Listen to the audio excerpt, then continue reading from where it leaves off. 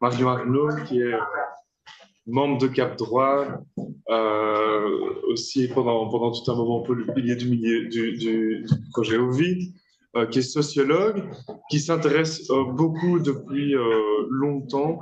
Tu me corrigeras si si je confonds, mais non, tu t'intéresses depuis longtemps à la protection sociale des aînés.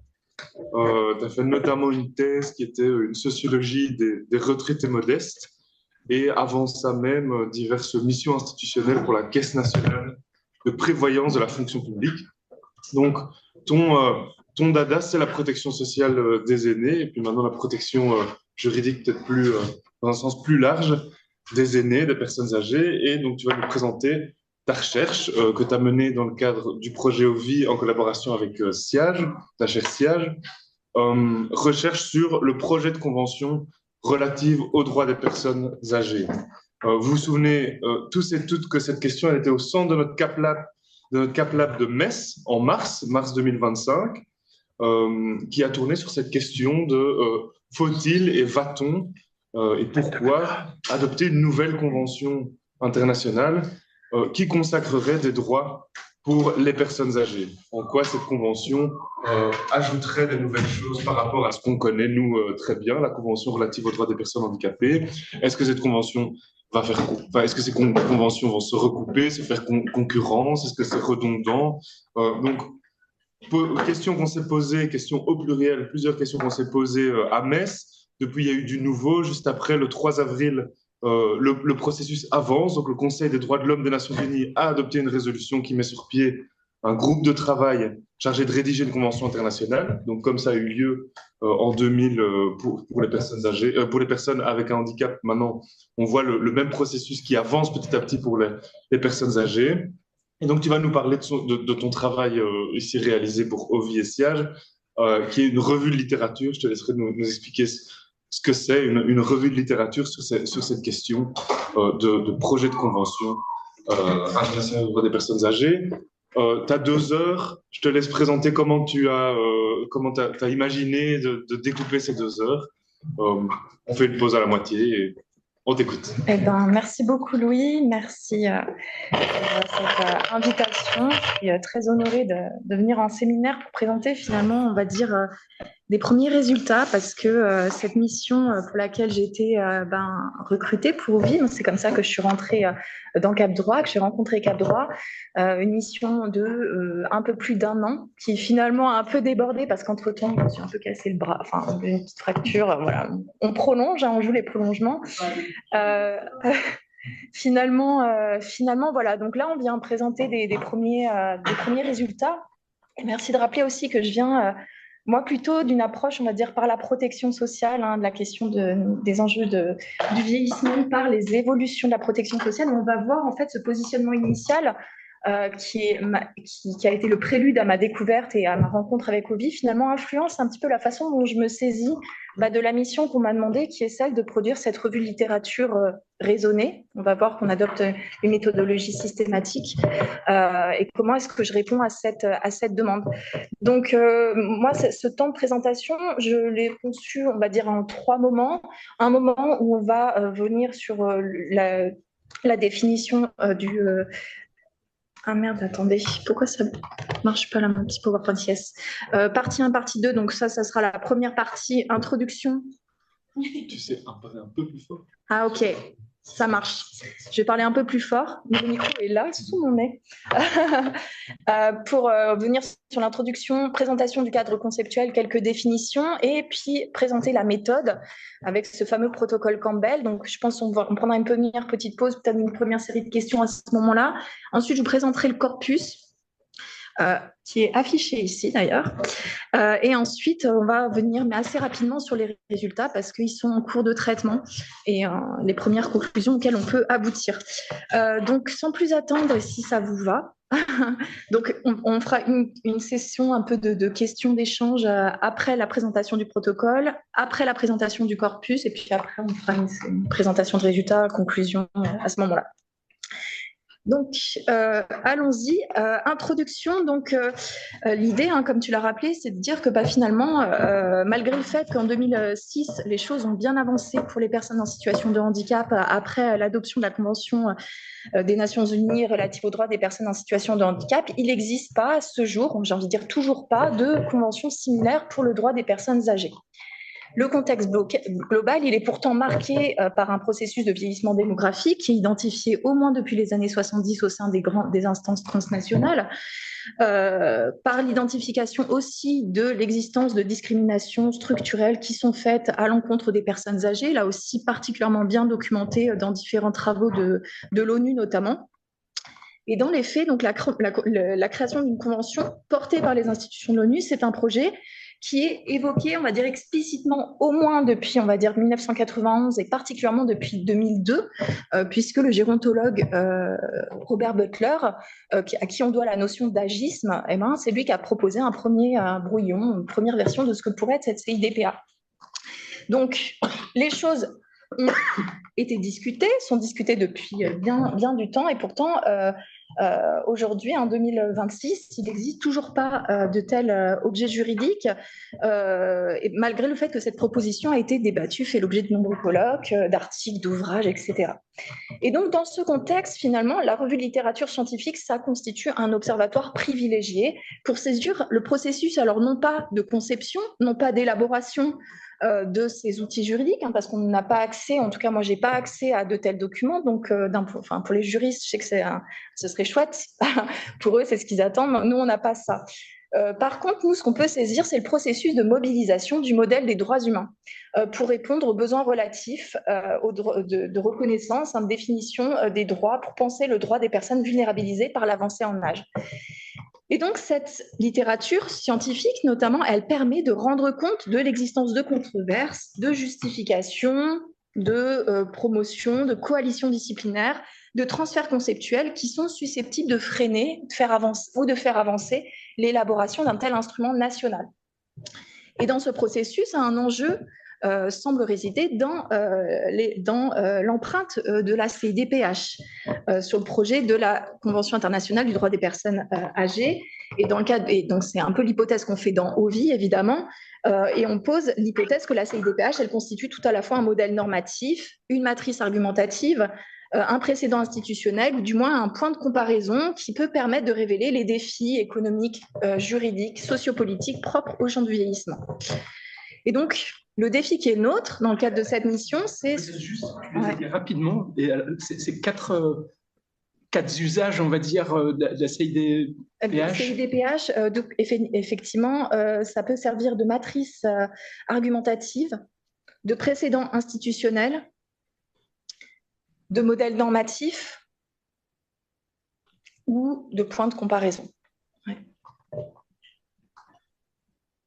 Et donc, le défi qui est le nôtre dans cette mission, c'est de quelle forme et de quelle façon on peut saisir une telle influence quand il n'existe pas de convention internationale pour les personnes âgées, quand ce document n'existe pas encore. Et donc, c'est là que on va venir un petit peu… Donc, c'est notre défi, hein, c'est la mission.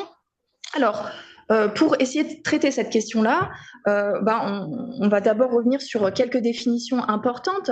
L'idée, c'est que une première approche conceptuelle, une première façon de se saisir de ce sujet, donc on va mobiliser des outils de l'analyse néo-institutionnaliste appliqués au modèle des droits humains.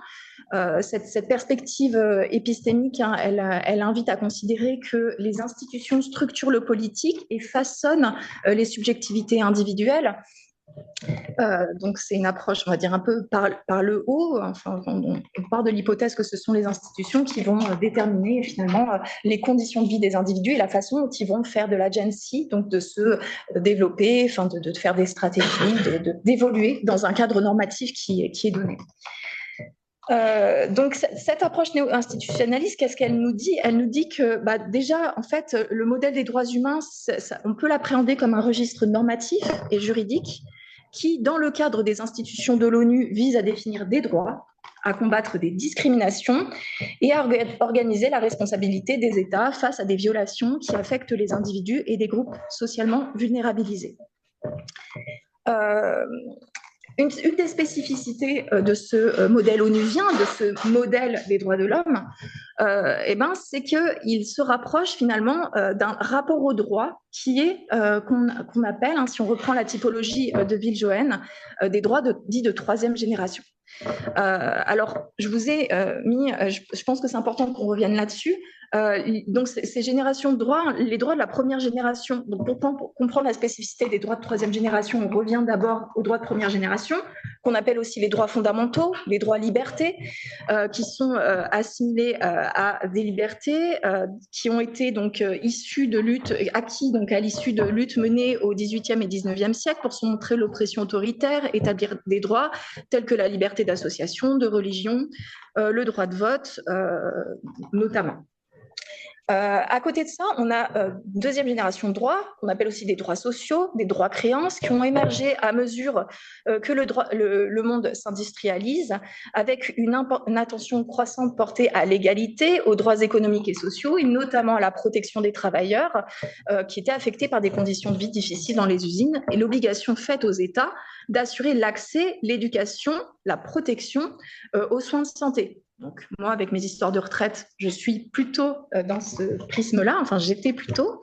Et donc, maintenant, le défi, et en tout cas la spécificité du modèle des conventions de l'ONU, c'est justement d'incarner ce que sont ces droits de troisième génération, qu'on appelle aussi les droits humains, droit à autonomie, droit à régulation dans la littérature, qui apparaissent dans les années 60 en réponse aux préoccupations liées à la mondialisation et à la pauvreté extrême dans certaines régions du monde, voire de discrimination systémique liée notamment aux critères de la race, enfin, en tout cas aux discriminations raciales.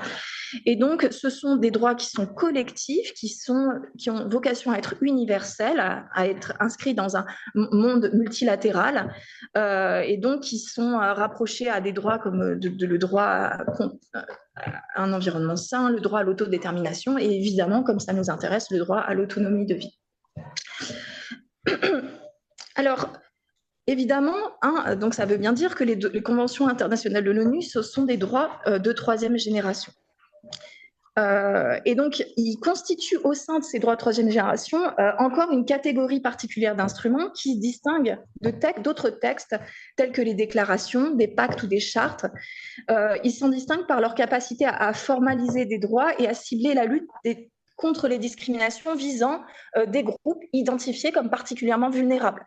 Et donc, c'est là qu'on voit se développer, c'est depuis 1965-1966, donc toute une série d'instruments de conventions internationales, d'abord pour lutter contre la discrimination raciale en 65 et en 66, ensuite pour protéger ou en tout cas lutter contre les discriminations faites aux femmes dans les années début des années 80, ensuite relative aux droits de l'enfant en 1989 et 90, puis ensuite une convention sur le droit des travailleurs en situation de migration et leurs familles.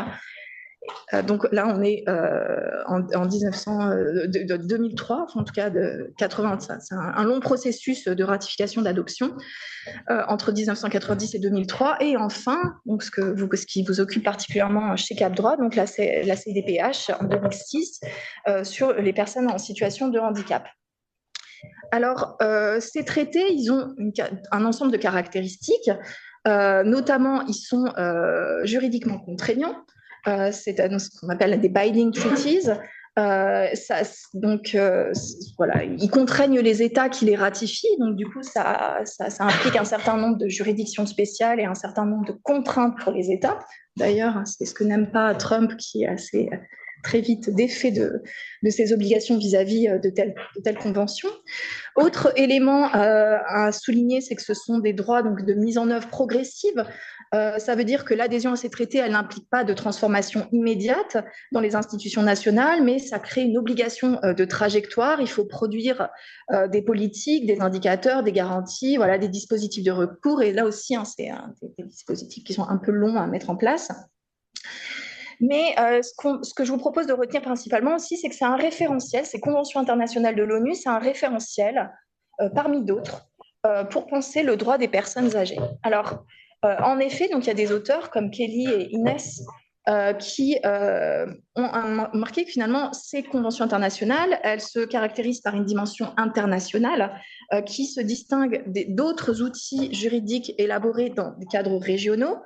Et donc, cette prétention à l'universalité de ces outils-là peuvent coexister, parfois de manière concurrentielle, avec des instruments et des juridictions qui opèrent à l'échelle régionale. Or, il se trouve que c'est bien à cette échelle régionale que se sont développées les premières réponses historiques apportées pour la protection juridique des personnes âgées. De façon plus ou moins ancienne, selon les localités, selon les zones régionales. Effectivement, en Afrique, c'est en 1986 avec la charte dite de Banjul qui a vraiment des dispositions très spécifiques faites pour la protection des personnes âgées. L'Amérique latine a été vraiment pionnière depuis au moins, en fait, là, ce document présente les documents juridiques aboutis. Hein, ça ne rend pas compte de l'ensemble des discussions et des traités de soft power, mais c'est vrai qu'en Amérique latine, c'est vraiment depuis la fin des années 40 qu'il y a vraiment une préoccupation spécifique pour la protection des personnes âgées. Mais ça s'est vraiment affirmé depuis la fin des années 90 avec l'adoption de différents protocoles tels que le protocole de San Salvador, la charte sur les droits, la charte andine, la charte de San José en 2012, la convention interaméricaine sur la protection des droits humains des personnes âgées en 2015. Donc vraiment une avant-garde des pays d'Amérique latine sur ces sujets-là. En Europe, les personnes âgées elles sont protégées dans le cadre de la Convention européenne des droits de l'homme de 1953, revisitée avec la Charte sociale européenne en 1996. Pourquoi je souligne ça? C'est que cette pluralité d'échelles, ça implique que le projet de CIDPA il doit être pensé dans un environnement normatif qui est déjà structuré et donc créer un instrument à prétention universelle, on ne part pas de zéro et ça va venir s'ajouter, s'harmoniser, voire entrer en concurrence avec des normes déjà existantes. Et donc, c'est pour ça que pour penser les enjeux associés à l'édification de cette CIDPA, la mobilisation du modèle des droits de l'homme pour la promotion de ces droits-là, on peut mobiliser cette notion de framing contest qui est développée par Barnes et Hérault dans un article de 2020 pour penser du coup ces discussions autour de la CIDPA, de son adoption, de la forme qu'elle doit prendre comme le fruit d'un processus, l'expression de l'existence d'un processus de lutte pour le référentiel ou de lutte entre référentiels, puisque du coup, on voit comment cette mobilisation du modèle des droits humains, elle va s'inscrire contre des outils déjà existants qui ont été pensés sur le modèle du développement et des droits sociaux, bien en amont. Et donc, cette discussion et cette distinction entre, penser la tension entre modèle des droits humains versus les modèles préexistants tels que ce qu'on a appelé les social rights-based approach, donc une approche par les droits sociaux, une approche par le développement aussi, notamment avec les Sustainable Development Goals, donc c'est les objectifs de développement durable qui ont été adoptés assez récemment, qui s'inscrivent justement dans cette catégorie des droits de deuxième génération. C'est là qu'on va voir se structurer un certain nombre d'enjeux. Et donc, du coup, cette distinction, en tout cas, ça me semble assez intéressant pour analyser, du coup, ce sur quoi la littérature va porter. Voilà, donc ça c'est une première approche conceptuelle, un premier angle de questionnement vers lequel on se dirige. Un deuxième angle, ça va être mobiliser les outils de la sociologie des acteurs, engagés dans la promotion du modèle des droits humains pour les droits des personnes âgées. Donc là, on va mobiliser plutôt des outils de type sociologie des élites, sociologie des entrepreneurs de cause, des entrepreneurs de morale, s'interroger sur qui parle au nom des vieux. Et donc, ce qui va pouvoir nous rapprocher aussi des notions et des analyses dites de la coalisation, la coalisation de causes développée par Sabatier et Jenkins et Smith. Voilà. Mais bon, donc tout ça pour dire que à l'heure actuelle, et en tout cas tel que je vais faire mes développements, on va s'accorder sur les définitions suivantes. Donc la Convention internationale des droits humains, c'est un... Ah, j'ai plus mes petites notes. C'est un instrument universel. Je suis trop perdue.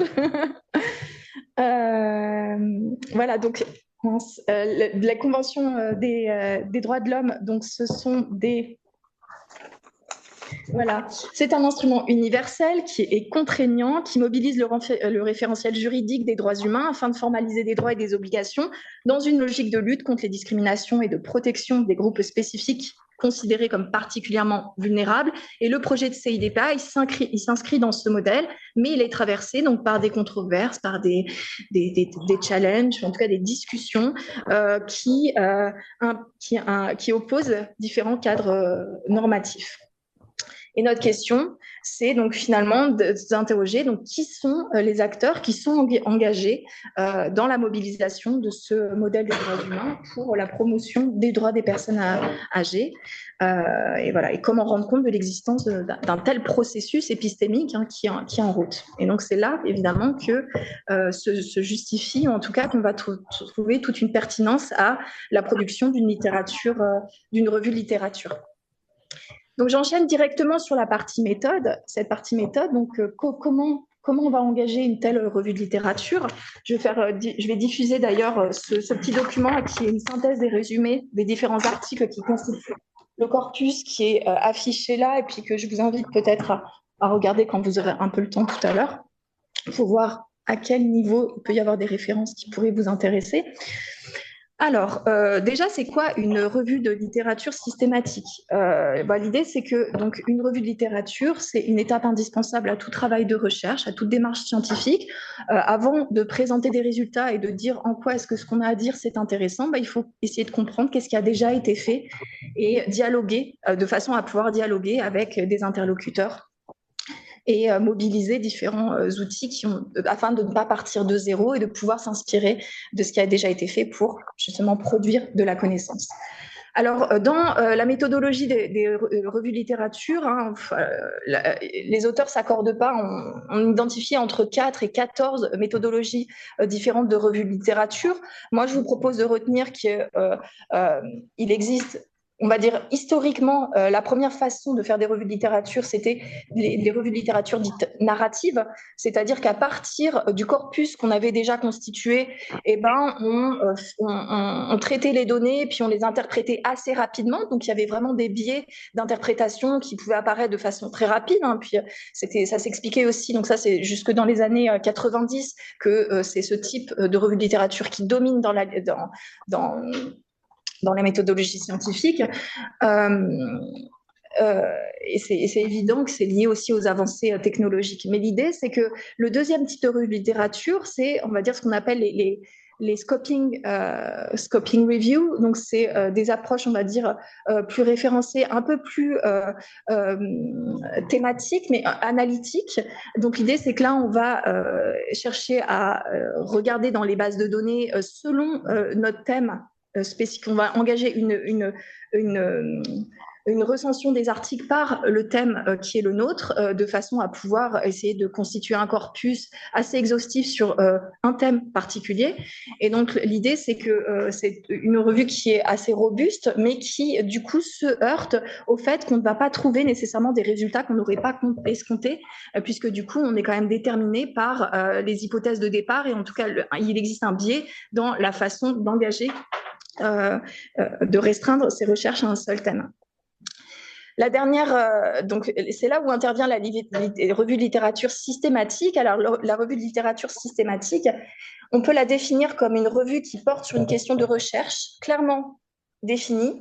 Donc, on n'est plus sur une thématique, mais sur une question de recherche clairement définie qui utilise des méthodes systématiques et explicites pour identifier, sélectionner et évaluer d'une manière critique les recherches pertinentes, ainsi que pour collecter et analyser les données des recherches incluses dans la revue. Donc, cette revue systématique, l'idée, c'est qu'elle va s'ancrer sur la création d'un protocole, un protocole de recherche qui va définir clairement les différentes étapes de la recherche et les critères d'inclusion, des critères d'exclusion, qui va documenter les différents moments de constitution du corpus et les différents moments de son évolution, de son annotation, de façon à pouvoir, en fait, créer une démarche qui soit falsifiable et qui puisse être reproductible par d'autres équipes de recherche et qui puisse du coup ensuite être réfutée par les pairs ou optimisée selon les autres recherches qui pourraient être faites sur cette thématique. Donc il y a vraiment l'idée d'une collaboration académique systématique dans la production de connaissances sur une question de recherche particulière. Donc il existe des réseaux qui coordonne, qui recense les différentes productions qui sont tirées de ces revues systématiques. C'est vraiment des méthodologies qui sont très connues, notamment dans les sciences médicales. Le protocole Cochrane, qui est à l'origine, on va dire, des premières revues de littérature, et PSCOS aussi, avec des protocoles de recherche qui ont été à l'origine. Et puis il y a Campbell, effectivement. Là, c'est plus début des années 2000. Le protocole Campbell qui, lui, finalement, mobilise ces instruments de recherche et ces protocoles pour les sciences humaines et sociales, en plus des sciences médicales. Et l'idée, c'est d'accompagner aussi l'évolution des politiques publiques. Donc cette collaboration Campbell, c'est un groupe, un réseau d'acteurs, de chercheurs, d'universitaires international qui, du coup, vise à, on va dire, organiser une communauté autour de ces revues systémiques et puis de les identifier, de les faire remonter. Donc l'idée, c'est que ces revues, ces revues systémiques, cette méthodologie de recherche, elle intègre donc à la fois des principes de revue, on va dire, systématiques, donc statistiques. On va procéder par tableau Excel, on va essayer de définir précisément en ayant des indicateurs qui soient robustes et systématiquement les mêmes, du coup, de faire un encodage des différentes données autour du corpus qu'on constitue, de façon à pouvoir produire de la data, produire de la donnée, pouvoir ensuite faire des représentations statistiques, aboutir à des résultats quantitatifs, en même temps que ça nous amène à avoir une approche qualitative, puisque à côté, on va dire, de ces différents éléments de volume, et du coup, on va quand même aller explorer, alors, dans un premier temps, d'abord les résumés, puis ensuite les articles en eux-mêmes, selon la question de recherche que l'on poursuit, pour justement aller identifier, vérifier nos hypothèses, produire justement une série de résultats, et puis ensuite, rédiger. Alors, tout ça, c'est très bien, on a un peu compris dans la théorie. Maintenant, comment est-ce qu'on adapte ça à notre sujet ? Donc l'idée, c'est que cette revue de littérature, elle focalise aussi un élément important sur les articles de revues scientifiques. Donc ce que j'ai appelé APR dans mon corpus, donc article peer review. Donc pourquoi ? Parce qu'en fait, ces articles, ils sont lus, revus par la communauté scientifique, donc ils ont un statut de production légitime de savoir et de connaissances. Ils sont aussi inscrits dans une stratégie de dialogue entre des communautés universitaires qui permet une diffusion assez rapide au sein de ces communautés des savoirs à l'échelle internationale. Et donc, du coup, on a des effets, on va dire, de circulation assez rapide des informations vérifiées par une communauté scientifique. Et donc, ce qui fait de ces articles, finalement, aussi sous une forme qui est bien souvent plus courte que d'autres rapports plus exhaustifs ou que des ouvrages, mais on va dire une source, on va dire, assez pratique d'information et de collecte d'informations. Ça ne veut pas dire qu'on exclut nécessairement de mobiliser d'autres textes comme les working papers, donc les papiers qui peuvent être publiés autour d'événements scientifiques ou d'autres éléments, comme par exemple des manifestes produits par des associations qu'on peut retrouver aussi apparaître quand on va explorer nos bases de données et parfois qui peuvent être un peu utiles pour témoigner de la structuration du champ. Donc voilà, donc l'idée, on a compris, c'est que cette revue de littérature, elle tourne autour d'une question de recherche qu'on a définie. Donc moi, dans mon cas, la question de recherche, c'est d'abord d'essayer une question de recherche qui est la suivante, aussi loin que l'on puisse remonter, comment la communauté scientifique mobilise-t-elle le modèle des droits humains pour traiter les enjeux associés au projet de CIDPA, de Convention internationale du droit des personnes âgées. Quels auteurs investissent le sujet? À quelle discipline sont-ils rattachés? Autour de quels thèmes structurent-ils leur contribution? Et on resserre encore plus les questionnements. Là, on vient interroger non pas l'état du champ, mais l'influence de la CIDPH. Comment la CIDPH est-elle mobilisée dans cette littérature pour soutenir, critiquer ou orienter le projet de CIDPA? Voilà. Donc, c'est ces questions-là, et à partir de ces questions-là, on va définir un protocole en 6 étapes. Je vais aller assez rapidement parce que l'idée, c'est quand même de vous présenter mon corpus, peut-être en 10 minutes, si ça vous va, de présenter ces différentes étapes.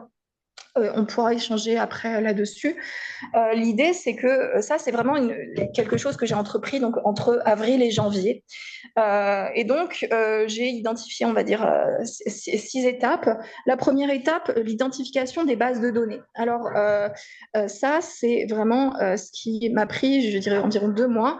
L'idée, c'est que pour lancer une telle recherche, on est conditionné par les autorisations d'accès aux différents sites universitaires qui sont eux-mêmes des portails vers des bases de données en soi. Donc, le portail que j'ai utilisé, c'est le portail universitaire de l'Université de Lorraine qui s'appelle Ulysse, et qui recense 196 bases de données. Donc, j'ai épluché ces 196 bases de données pour essayer d'identifier lesquelles parmi les sciences humaines et sociales, les catégories sciences humaines et sociales, droit et sciences biomédicales et bioéthiques, ainsi que pluridisciplinaires, pouvaient nous intéresser. Donc, j'en ai retenu 6 pour les sciences humaines et sociales, Érudit, Isidore, Gistor, Open Édition Journal, Percé, Taylor et Francis. En droit, 3, Hein Online, Stradalex Europe et Westlaw UK. Sciences biomédicales, 4, Biomed Central, BMG, Cochrane et en base. Et en fait, pluridisciplinaire, Campbell, Dohagy, OpenAlex, Brill, Oxford Journal, Cambridge, ResearchGate. Certains ont été beaucoup plus utiles que d'autres. Je pense notamment à Percé, c'était carrément un peu obsolète en général. Mais par contre, ResearchGate, extrêmement... et Taylor et Francis, j'ai adoré. Ensuite, du coup, dans cette phase-là aussi, je définis...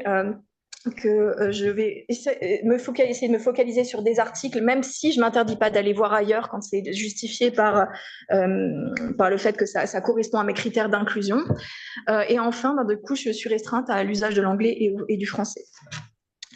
Par la suite, donc du coup, la sélection des mots-clés, la définition des mots-clés, donc ça vient bien souvent en même temps qu'on définit le début du protocole avec les questions de recherche, avec la définition du titre un peu indicative, mais là l'idée c'est que ces mots-clés, en fait, elles se sont fait en 2 étapes, parce que je ne suis pas juriste, je suis sociologue, mais c'est vrai que moi, française, Convention internationale du droit des personnes âgées, j'avais commencé à aller chercher rights, donc International Convention, donc Convention, UN Convention, ça c'était OK, mais j'avais mis dans les mots anglais rights et non pas human rights, et là je me retrouvais avec des résultats par base de données où il pouvait y avoir genre 20 000 articles qui apparaissaient, et je me disais mais comment est-ce que je vais pouvoir essayer de sélectionner tout ça. Donc avant que je comprenne évidemment mon incompréhension, mais ça prend du temps, voilà, ça prend du temps de corriger un peu ces erreurs.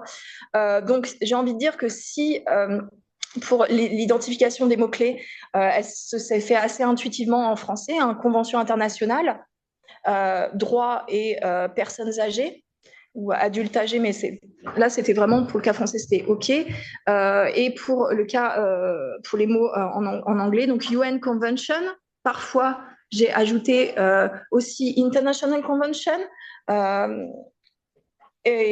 ou International Law aussi, il y a parfois, c'est sous cette entrée qu'on pouvait réussir à trouver des résultats. Et ensuite, évidemment, Human Rights, et non pas seulement Rights, ni même Law. Et ensuite, par contre, on ouvre un petit peu Older Person, Elderly, Older Adult. Là, il y a quand même quelque chose à prendre en compte dans ces différents indicateurs.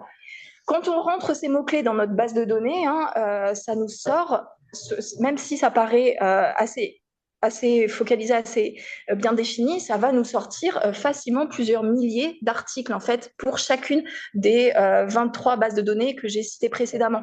Donc là, l'idée, c'est qu'il y en a beaucoup. beaucoup, enfin voilà, les moteurs de recherche ne sont pas robustes nécessairement, et il y a beaucoup de hors-sujets, beaucoup de choses qui ne sont absolument pas pertinentes dans ce qui apparaît sur nos écrans. Et donc c'est comme ça que vient l'étape 3 de la constitution du corpus. L'idée, c'est que dans le temps qui était le nôtre, j'ai fait une première constitution, on va dire, un peu brutale. J'allais au sécateur pour sélectionner. Au début, j'ai retenu 112 publications.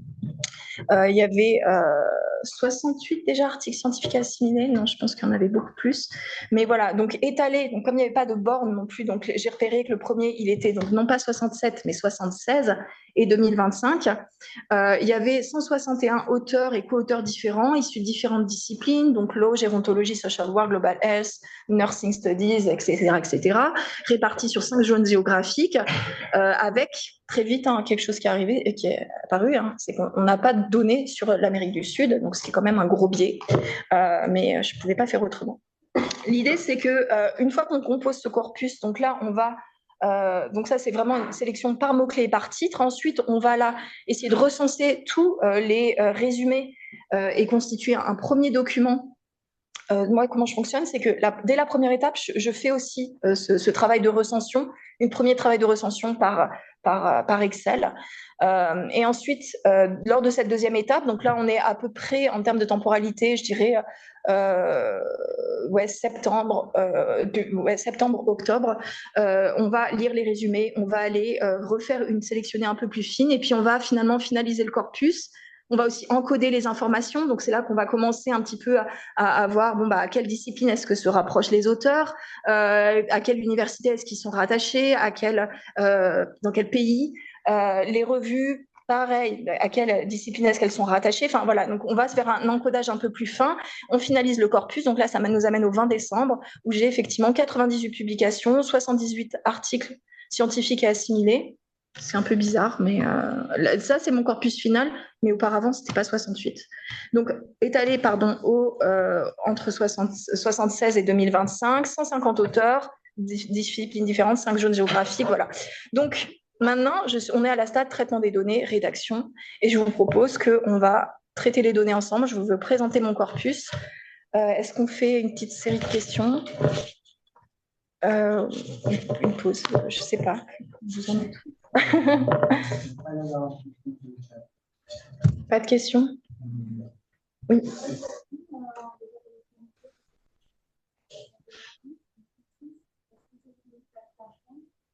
Je suis désolée, je n'ai pas compris. Est-ce que vous pouvez... Quelle plateforme, quelle base de données vous avez utilisée, quel site ou application, comme Google Scholar? Oui, c'est celle-ci là. Ah oui, c'est un peu petit. C'est un peu petit. Vous voyez, il y a Érudit. Donc Érudit, c'est la base de données de l'EHESS. Ah pardon, je reformule. Donc il y avait une question qui portait sur quelles sont les bases de données que j'ai utilisées pour lancer cette revue de littérature et quelle plateforme. Et donc effectivement, c'est ce qui apparaît sur cette slide-là. Je ne sais pas si vous voyez. C'est vrai que c'est un peu petit finalement, je me rends compte. Mais on voit que sur les plateformes de sciences humaines et sociales, donc j'en ai retenu 6 parmi lesquelles donc Érudit, Érudit, je crois bien que c'est EHESS. Il y a, Isidore, non, je sais pas si c'est Isidore. Isidore, c'est EHESS. Bref. Isidore, Taylor & Francis, Percé, Open Edition. C'est ça votre question? Pour envoyer je peux envoyer les slides, oui. Ulysse, c'est une plateforme qui répertorie les bases de données. C'est un portail C'est un portail universitaire. Ouais. C'est un portail qui renvoie vers une multitude de plateformes et de bases de données. Tu as présélectionné les bases de données à l'intérieur de la plateforme et après, tu as mené tes recherches dans chacune des bases de données. Exactement. Sur les plateformes, alors Ulysse, c'est un portail universitaire, donc c'est-à-dire que quand on est affilié à l'Université de Lorraine, on a accès à ce portail qui ensuite nous donne accès à 196 bases de données, dont celle-ci. Ouais. Voilà. Mais c'est vrai que je ne me rappelle plus comment c'est pour le HESS, s'ils ont un portail similaire ou... téléphonie, Mm. une matin, on peut. Ah oui, voilà.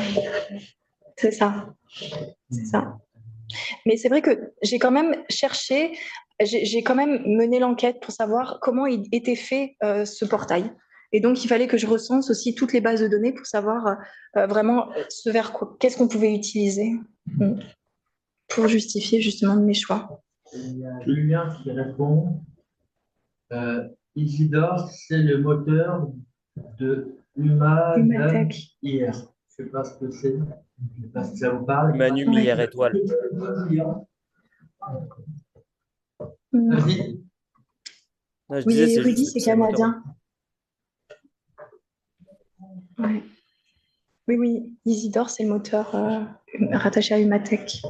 Je voulais d'abord voir si tout le monde comprend bien l'enjeu de ce travail. C'est un travail énorme qui est assez impressionnant. Et donc l'enjeu, c'est d'essayer de voir, grosso modo, tout ce qui a été dit, enfin, essayer de sélectionner tout ce qui a été dit d'intéressant, qui a été publié de manière scientifique sur le sujet sur lequel Marion fait sa recherche. Donc, comment est-ce qu'on utilise, comment le modèle des droits humains est utilisé pour parler et pour parler des personnes âgées et de comment elles sont traitées dans la société. Donc, question de recherche et puis grosse méthodologie pour repérer partout dans le monde, dans ce qui a été publié par des scientifiques, où est-ce qu'on parle de ce sujet. Donc, travail vraiment très large. Son fort, c'est belge, en 3 phrases, il résume 20 minutes de parole. Non, mais justement, Et moi, Étienne, t'as compris ou pas du coup? moi j'ai quand même une question après. Justement, je voulais faire le lien avec ce dont on parlait précédemment. Est-ce que tu as utilisé... J'ai pas tout compris. Pardon. Oui, il y a des questions. Alors, effectivement, question de Marie-Hélène. Est-ce que j'ai utilisé l'IA? À quel moment? Ouais. Pour trier sur l'ensemble des données, pour gagner du temps ou pour sélectionner.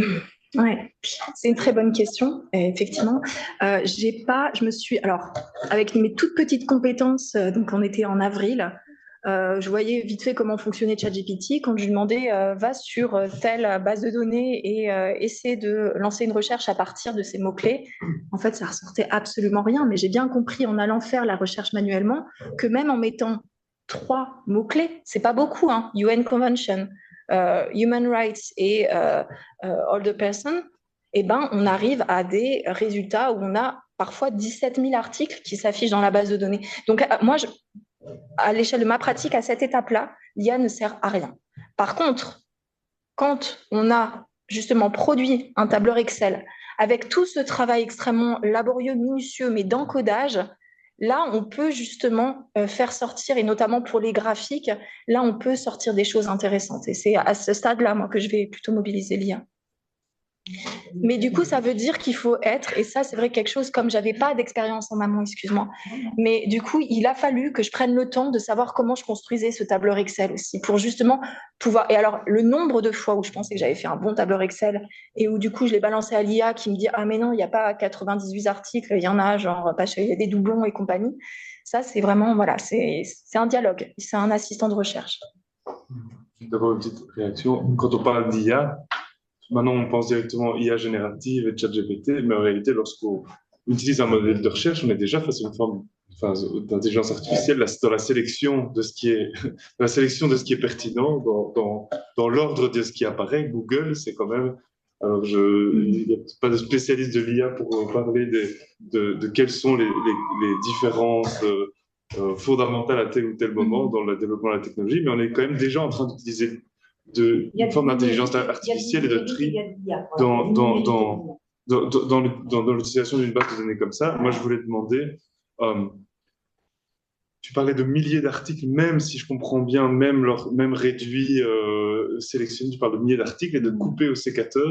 J'ai envie de savoir, couper au sécateur, est-ce que ça veut dire concrètement, il y a des moments où tu scrolles et tu prends 1 sur 3, ou est-ce que tu penses, est-ce que tu fais quand même que les 4 premières pages des 75 pages? Ah ouais. Et c'est normal, humainement, c'est quasi impossible. C'est un peu c'est un peu un travail d'impossible que tu as tenté, parce que maintenant, ça devient très difficile de faire une littérature qui brasse tout. Qu'est-ce que tu as... C'est pour ça que moi, je parlerai d'un protocole adapté de Campbell, parce que les erreurs humaines, là, moi, c'est sûr, j'en ai fait. J'ai passé mon mois d'août devant mon écran, justement, à écumer ces bases de données. Et il faut être extrêmement concentré. Et évidemment qu'avec la fatigue, il y a forcément des erreurs. Mais ce genre de choses, c'est... Donc, couper au sécateur, moi, c'était essentiellement avec les titres. Seulement les titres. Donc, ce qui peut faire il y a beaucoup de choses que j'ai pu mettre de côté, et notamment quand le mot, quand il n'y a pas convention, des indicateurs spécifiquement rattachés au public cible, je pense qu'il y a du coup certains auteurs ou certains travaux qui ont pu passer à l'as. Et je m'en suis rendu compte quand après, quand je lis certains articles et que je regarde leur bibliographie. Où là, du coup, je me dis, ah ouais, celui-là, je ne l'ai pas trouvé avec cette méthode. Et donc, c'est là aussi où peut-être que là aussi où il y a une adaptation, c'est que même dans les bases de données, donc parfois j'ai rajouté quand ça se justifiait et que je voyais des références qui n'apparaissaient pas dans mes résultats, je suis allée les chercher et puis là, ça a pu m'emmener. Donc là j'ai fait une entorse au protocole, mais je le justifie dans mon compte-rendu. Deuxième entorse, c'est qu'on partait quand même pas de rien dans cette mission. Il y avait un numéro de revue qui était sorti en 2023 dans la revue Equitas, donc une revue spécifiquement dédiée aux problématiques de handicap, une revue canadienne, et donc qui avait été coordonnée par la chaire Siage suite aux rencontres du Reactis, donc le réseau sur les enjeux du vieillissement, qui traitait spécifiquement de ces questions des droits humains, qui avait notamment invité la rapporteure spéciale pour les personnes âgées de l'ONU, Rosita Campbell-Maté, et Maria Soledad Sisteras, qui elle aussi était engagée dans le protocole, dans la CIDP. Et ces articles-là n'apparaissaient pas nécessairement. C'était un peu ce que je cherchais quand je lançais le truc. Et il y a certains articles qui revenaient systématiquement, et en général, première place, celui de Marie-Vonne Yazid. Étonnamment, il apparaissait très rapidement, donc quand je lançais la recherche française, mais sinon, effectivement, il n'apparaissait pas nécessairement. Donc c'est là aussi où, il y a eu des ajustements à faire pour essayer d'intégrer au moins ce dont on... Moi, j'ai une proposition et une question sur cette dimension de culture scientifique et de méthode. On n'a pas l'habitude, donc, à droit de prendre conscience de c'est quoi une revue de littérature, c'est quoi un encodage. Je propose que pendant l'atelier du début d'après-midi de débrief, on revienne là-dessus sur nos représentations de c'est quoi l'importance d'une revue de littérature, notamment dans le geste de distanciation, quel geste scientifique, de dire oui, mais beaucoup d'autres ont déjà pensé sur nos questions, allons voir tout ce qui a déjà été pensé avant de se dire ah ça y est, on a voilà. Et ma question, là encore sur le pédagogique, deuxième, troisième génération sur le référentiel, tu as dit, de droits sociaux, de développement sustainable, disons, de ces programmes d'action internationaux qui s'inspireraient plutôt du référentiel des droits sociaux et de la seconde génération des droits humains, versus un référentiel troisième, comme tu as dit, plus proche. Est-ce que tu peux nous redire, pour toi, les grandes caractéristiques et les lieux de tension entre ces deux référentiels? Oui, c'est quelque chose que je proposais justement de montrer comment est-ce qu'on va traiter cette question-là à partir du corpus qu'on a constitué, enfin en tout cas comment je propose de le faire, parce que ça fait partie des hypothèses sur lesquelles je cherche à exploiter la revue de littérature, mais l'idée c'est, en tout cas moi, une question qui me guide, c'est finalement d'essayer de comprendre comment, et là je reprends les analyses, je pense, notamment Annie Hérault et Nena Gordesi, un certain nombre d'observateurs et de scientifiques qui disent que finalement, au début, là, à notre époque, on voit que le référentiel des droits humains, il s'est imposé. Il s'impose, et c'est d'ailleurs comme ça qu'avance le projet de CIDPA. Et donc ça, c'est l'hypothèse de ce travail. Et donc, ce que je vais chercher, c'est comment on va essayer de définir un certain nombre d'indicateurs ou en tout cas des indicateurs pour aller chercher dans les textes la façon de pouvoir traiter de cette question, donc de savoir en fait finalement quels sont les différents référentiels qui sont mobilisés dans les différents articles pour penser les sujets autour de la Convention internationale du droit des personnes âgées et comment justement la CIDPH peut s'imposer. Je ne sais pas si c'est clair ce que je dis, mais par exemple, dans le document qui circule là, vous allez voir que quand il y a les résumés qui apparaissent, parfois c'est des résumés que j'ai fait moi-même parce que les résumés n'étaient pas disponibles, mais vous allez voir qu'il y a une colonne où je mets oui, c'est pertinent selon les critères qui sont les miens, mais aussi où je vais citer les référentiels. Donc c'est là où je vais chercher au sein des articles une recherche par mots-clés pour tester est-ce qu'il y a CIDPH ou voilà. Et c'est là où je vais chercher en fait les référentiels mobilisés dans les différents articles. Oui. Je vais me donner par parole du chat. Il y a deux questions. La première d'Étienne qui n'a pas forcément compris, mais en fait, ce que tu nous as expliqué, si je résume bien, c'est que tu nous as expliqué la méthode que tu as utilisée. Après, certes, ton corpus de documents pour faire ta recherche littérature, et qu'au départ, tu avais de l'info vraie ou plus ou moins ajustée sur les plateformes, et que ça, tu as filtré pour en faire un travail général. Étienne, pose ta question si tu le souhaites. Je ne sais pas si j'ai été plus clair. Et après, il y a Flora qui avait une question aussi. On va donner, allez, 3-4 minutes, pas plus, pour les questions et la réponse, s'il vous plaît. C'est juste un éclaircissement par rapport pour dire ce que vous racontez de beau à Ovi, pour voir ce que vous dites de beau à Ovi et ce que vous expliquez. Clairement et simplement, de quoi vous parlez tout à l'heure. Je comprends des brides de phrases, des morceaux de phrases, mais je comprends pas l'intégralité en fait. Est-ce que tu as compris ce que je t'ai expliqué il y a 2 secondes, Étienne? Pas tout, Tu as compris normalement? Je peux j'ai pas répondre. tout compris. Oui, je comprends effectivement, je comprends que ce soit pas intuitif de se saisir en fait de la méthode scientifique, et c'est aussi le parti pris que j'avais fait dans cette présentation de présenter la méthode. C'est parce que avant de vous présenter les résultats et de vous dire et de répondre à la question qui va comparer la CIDPH et dire qu'il faut un modèle similaire ou un outil similaire pour les personnes âgées.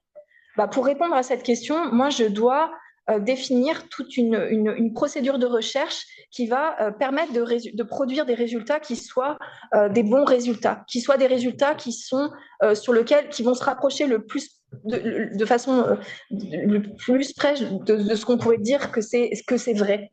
Et donc du coup, cette procédure-là, c'est vrai que je prends le temps de vous la présenter, et je comprends aussi que c'est très éloigné des problématiques qui sont celles de la vie quotidienne. Donc là, il y a vraiment effectivement, c'est peut-être un partage autour de la culture scientifique, peut-être qu'on fait dans ce séminaire. Voilà, je pense que c'est vrai que je me suis dit, je pense que c'est pertinent parce qu'on n'a pas tous ce background et qu'il y a peut-être des choses qui pourront servir à Cap Droit. Je propose qu'on continue, du coup, comme le disait Benoît, qu'on continue dans le débrief ce qu'on pense de ça. Et il y a au moins 4 questions. Oui. Julien, Fabien, du sémaphore, je ne sais pas si c'est André et Flora. Là, il faut juste penser à la gestion du temps, parce qu'on est donc à la moitié du séminaire déjà. Oui, ça va aller. Ça va aller. Ça va aller, ouais. On prend toutes les questions après, et puis après, tu adaptes pour présenter le reste. Et puis, ok, très bien. Ouais. Eh ben, on prend Question courte. Ouais. Ok, question courte. Il y avait d'abord Flora. Flora, Oui. Oui, pardon, c'est pour ça que j'avais baissé la main, parce que je me disais peut-être qu'on n'avait pas assez de temps. Mais très rapidement, juste pour rebondir du coup sur la méthodologie, moi ça me parle beaucoup parce que je suis en train de faire une revue systématique aussi de la littérature. Donc, j'utilise un autre protocole qui s'appelle Prisma. Et juste pour revenir sur ce que tu disais, que c'était un peu une entorse à ton protocole d'inclure des articles qui ne sortaient pas initialement dans tes résultats. Par exemple, c'est une anecdote, mais par exemple, dans le protocole Prisma, c'est prévu par le protocole en fait d'inclure les articles qui ne sortent pas, parce qu'on sait bien que les moteurs de recherche sont pas forcément efficients, quoi.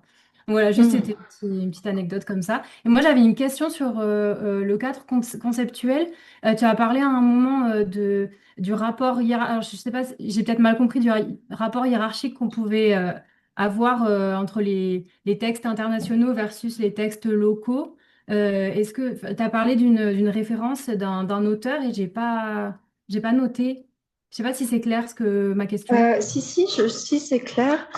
Je ne sais pas si j'ai parlé de concurrence. Ah bah si, enfin, en disant qu'effectivement, comme on part pas de rien pour dire que voilà, il faut défendre le droit des personnes âgées, il peut y avoir des outils juridiques qui sont définis à l'échelle régionale. Attends, je me rappelle plus l'auteur.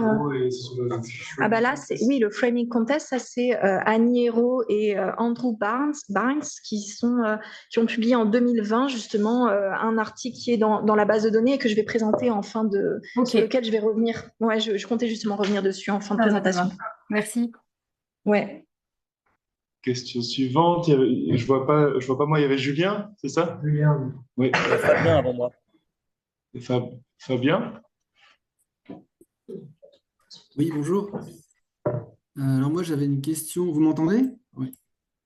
Ok, super. J'avais une question, je vais essayer d'aller vite. C'était par rapport aux pays d'Amérique du Sud. Donc vous aviez dit qu'ils étaient en avance par rapport aux droits des personnes âgées. Est-ce que vous pouvez préciser quel pays particulièrement? Et puis aussi, vous aviez parallèlement trouvé peu d'articles concernant justement les pays d'Amérique du Sud. Est-ce que c'est parce qu'il y en a peu effectivement, ou est-ce que c'est parce qu'ils ne sont pas référencés dans les bases de données, ou d'autres, je ne sais pas, ou d'autres raisons?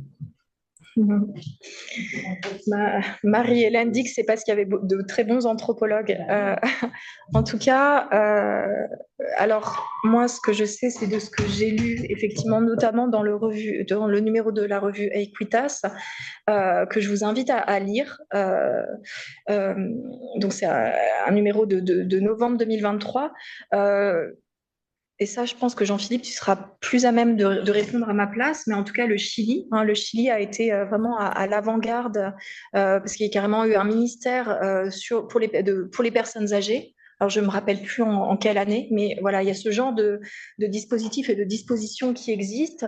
Je sais aussi que c'est vraiment… Alors, est-ce que c'est… Pourtant, il y avait des systèmes de protection sociale, mais vraiment, à la fin des années 40, début des années 50, il y avait justement des personnes qui se sont mobilisées, alors j'ai plus les références en tête, mais qui se sont mobilisées pour promouvoir ou demander qu'il y ait un outil spécifique juridique et transnational existe pour protéger les personnes âgées.